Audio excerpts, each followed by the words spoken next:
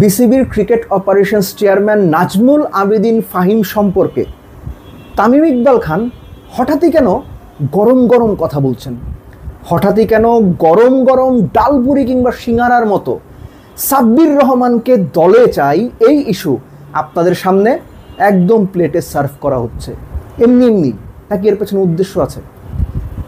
উদ্দেশ্য আছে, এবং সেই উদ্দেশ্যটা অনেক ক্ষেত্রেই হয়তো আপনারা বুঝতে পারছেন না, অথবা বুঝেও না বোঝার মতো যে উট পাখির মতো বালুতে মাথা গুঁজে আছেন।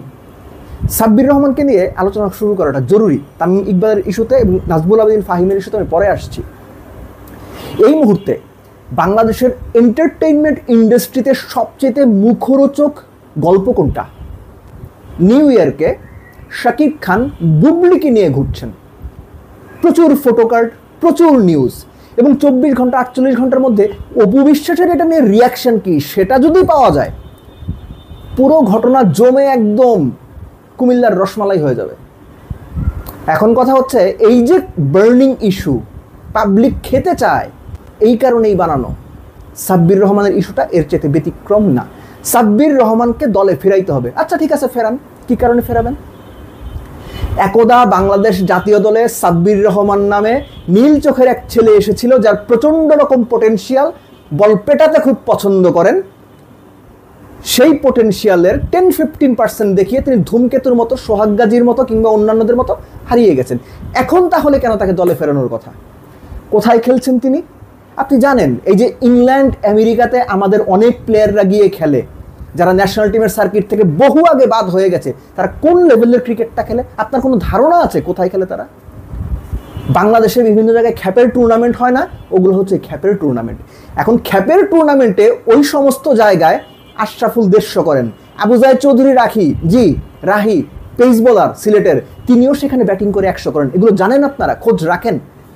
কিন্তু ওইখানে সাব্বির ভালো করছে কিংবা 200 স্ট্রাইক রেটে রান করছে বলে আপনারা মনে করছেন সাব্বিরকে জাতীয় দলে ফেরাইতে হবে। কেননা তাওহিদ হৃদয় ঠিক মতো রান করতে পারছে না, অমুকের ব্যাটে রান নাই, তমুকের ব্যাটে রান নাই, মিরাজ পারছে না, তাই সাব্বিরকে নিয়ে আসো। বিশ্বাস করেন, এটা জাস্ট আপনাদেরকে গেলানোর চেষ্টা করা হচ্ছে। কেননা আপনাদেরকে যারা এইভাবে চিন্তা করেন তাদেরকে গেলানো সহজ। উদাহরণ দেব, শুনে নেন।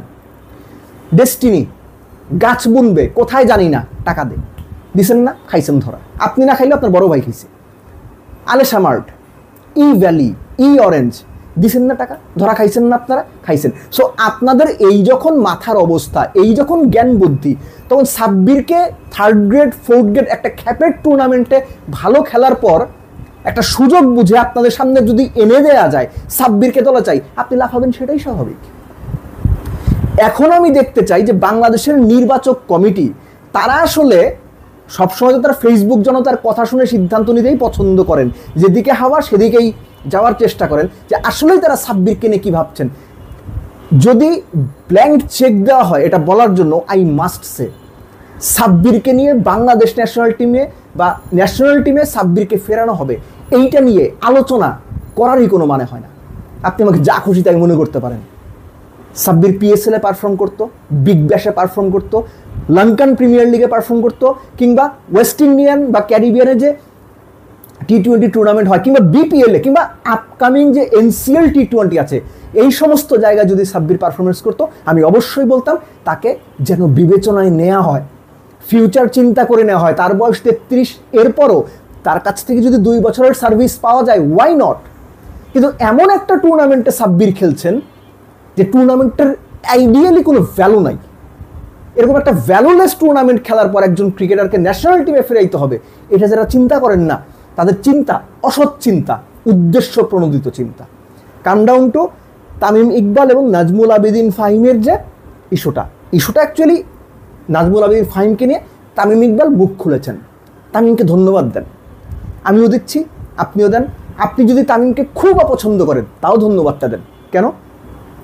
এই যে নাজমুল আবেদিন ফাহিম বাংলাদেশ ক্রিকেট বোর্ডের ক্রিকেট অপারেশনস ডিপার্টমেন্টের চেয়ারম্যান, দায়িত্ব নেওয়ার পর বেশিরভাগ জায়গায় ব্যর্থ হয়েছেন, যার নাম হয়ে গেছে ট্যুর ফাহিম। একজন রেসপেক্টেড মানুষ চেয়ারে আসার পরে তার যে চেহারার বদল, চিন্তার বদল, কার্যক্রমের বদল, নাম হয়ে গেল ট্যুর ফাহিম। এগুলো নিয়ে কথা বলা উচিত ছিল। গণমাধ্যম, আপনারা গালি দেন গণমাধ্যমকে, গণমাধ্যমই তাকে নিয়ে কথা বলেছে, গণমাধ্যমই তার সমালোচনা করেছে, কিন্তু ক্রিকেট বোর্ড, ক্রিকেট সংশ্লিষ্ট প্লেয়ার্স কেউ তার সমালোচনা করেনি সেভাবে বা ঢালাওভাবে করেনি। অবশেষে তামিম ইকবাল একদম সত্যি কথা বলেছেন, যৌক্তিক কথা বলেছেন, বাস্তবতা চোখে আঙুল দিয়ে দেখিয়েছেন। এজন্যই তামিম ইকবালকে ধন্যবাদ দেওয়া উচিত। নাজমুল আবেদিন ফাহিম যখন বাংলাদেশ ক্রিকেট বোর্ডের বাইরে ছিলেন, ক্রিকেটারদের সম্মান দেওয়া, ক্রিকেটারদের দায়িত্ববোধ, ক্রিকেট বোর্ডের বিভিন্ন রকম কাজের ব্যত্যয়, অপেশাদারিত্ব কি চমৎকারভাবে তুলে ধরেছেন না? মিডিয়া গিয়ে তার সামনে মাইক্রোফোন ধরেছে, রেকর্ডার ধরেছে, তিনিও গড় করে বলে গেছেন আমরা পছন্দ করেছি। কেননা তিনি সেই সময়ে যেগুলো যৌক্তিক, যেগুলো গুরুত্বপূর্ণ, যেগুলো হওয়া উচিত, যেগুলো ব্যত্যয় হচ্ছে, যেগুলো অপেশাদারিত্ব, সেগুলো তুলে ধরতেন। আমরা সেগুলো প্রচার করতাম, মানুষ সেগুলো শুনতো, বাহবা দিত, আমরাও বাহবা দিতাম। সেই নাজমুল আবেদিন ফাহিম যখন চেয়ারে এসে বসলেন, ক্রিকেট বোর্ডের দায়িত্ব নিলেন, তিনি তখন সম্পূর্ণ ভিন্ন মানুষ হয়ে গেলেন। ট্যুর ছাড়া তিনি কিছু বোঝেন না, তার নাম হয়ে গেল ট্যুর ফাহিম। তিনি ক্রিকেটারদের সম্মানের কথা বলতেন। তামিম ইকবাল স্পষ্ট মেনশন করেছেন, আপনারা আমাকে অনেক কথা বলেছেন শান্তকে বাদ দেওয়া উচিত, কেন শান্তর পক্ষ নেন? তামিমও শান্তর পক্ষই নিয়েছেন। যে কোনো কাণ্ডজ্ঞান সম্পূর্ণ, স্বাভাবিক বুদ্ধির, স্বাভাবিক মেধার একজন মানুষ শান্তকে যেভাবে ওয়ানডে ক্যাপ্টেন্সি থেকে সরানো হয়েছে, শান্তর পক্ষই নেবে। এবং সেখানে নাজমুল আবেদিন ফাহিম চরমভাবে ব্যর্থ হয়েছেন।